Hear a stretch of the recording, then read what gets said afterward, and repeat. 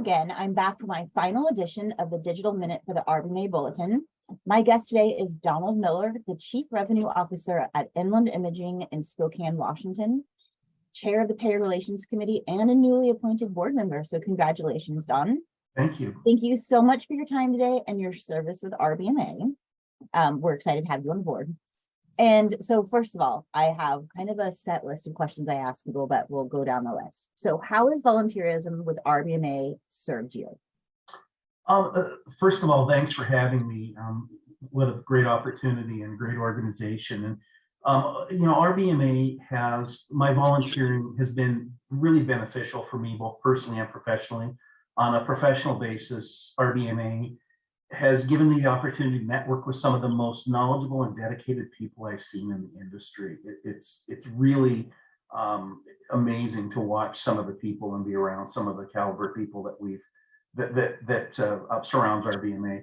My experience has been that those who volunteer tend to be the most engaged individuals, and they're willing to share knowledge and experience with others. So those are the people I like to hang around with and share experiences with.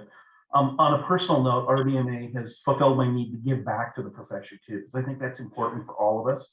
And I feel strongly one of the responsibilities as a leader is to make the extra effort to contribute to the success of others. So for me, volunteering fulfills the need by accepting challenges. And the most satisfying part of volunteering has been the people. I've been fortunate to meet and new friends that I've made in RBMA, which I'm sure will be lifetime relationships. Could not agree more, actually. I always, whenever I meet new people or it's their first time attending, I'm always like, just try to join a committee or volunteer that you'll get the most out of your membership. You'll meet the most amount of people. And those are truly the people who want to give back and who want to help see you grow. So I completely agree. One of my favorite questions, because I am always so interested in how people got started with RBMA. How did you get started with RBMA? Well, I've been in healthcare finance for a long time, but not radiology for about a little over 5 years in radiology. But when I began my career at Inland, one of the first things I asked about was professional organizations that represent our industry and would be good to create those successful professional relationships and networking, because that's what I found in my career has been the most helpful to me.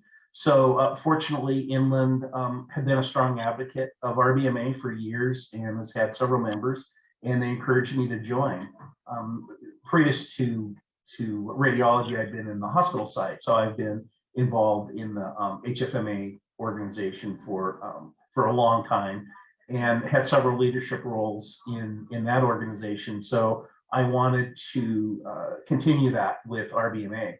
And so shortly after joining RBMA, I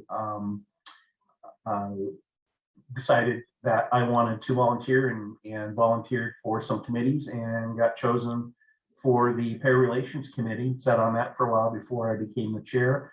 And it's just been a great experience.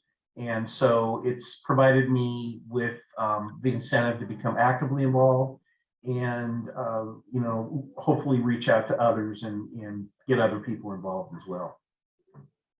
Awesome. Well, I have to say the Payor Relations Committee is very important to the RBMA members.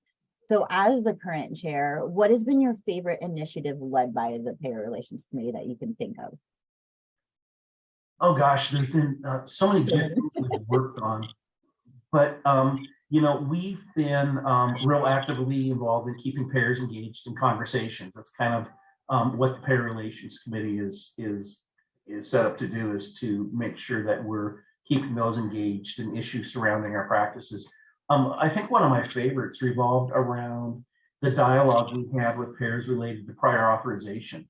And so, it's often the case, the making the relationships and cultivating those takes time, especially in establishing credibility with some of the payors. We've fortunately had some folks on our committee, Sue Khan in particular, who had established some relationships in her professional career with her company. And through that, we were able to secure Dr. Michael Howell, Signa, and Kevin Dermott of AIM to have a session at the Last Paradigm in a live Word with Bob, and it was really kind of a highlight of us of the committee to be able to put all that together. And the session I thought was fantastic. So we kind of see this as a stepping stone to furthering relationships with the organizations and continuing on with that. That was probably the highlight so far. Yeah, that's a huge win. That was it was a really great session as well. So congratulations and thank you. Thanks. So is there anything you want the membership to know about the Pay Relations Committee, or I mean, I know that we see pay relations issues daily. How do you guys, or how can they contact the committee saying like, hey, I think this is a real issue. I've talked to people all over the country. This is something I would like the Pay Relations Committee to tackle. How do they go about doing that? Well, they can talk to any of the members of the Pay Relations Committee. And we've just got our new membership. In fact, the notices just went out today, I believe. Okay, today I got one today, yeah. Yeah. So so we have our new committee. So any of those folks would be able to or contact me. You know, it's a pretty informal committee. We really like to solicit the questions from the committee members and from the membership on the issues. And when they have questions or suggestions on payer issues on where to go, seems to be kind of evolving every month. We seem to run into new things that we address. And, you know, we have some of our longer term initiatives, the initiative for prior authorization is one of those that we continue to work on, but some of them tend to be regional or state issues, and we discuss those. And it is amazing to me how often you'll have a discussion from somebody about an issue that's occurring in a state, and then a couple months later it pops up in other states. So that information goes through. So even though at times we think we're dealing with local issues, they tend to become national issues pretty quickly, and it's nice to be able to get that information out and have the committee talk about that and be aware of things that are going on. Absolutely.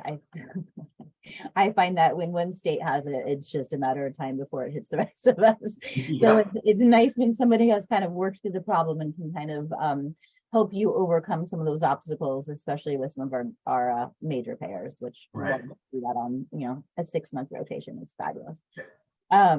Being somewhat newish to radiology yourself for 5 years, it's, you know, pretty young. Is there any advice that you would want to give to our young professionals or emerging leaders about radiology or about RBMA specifically? Oh, absolutely. I can sum it up in a couple words: get involved.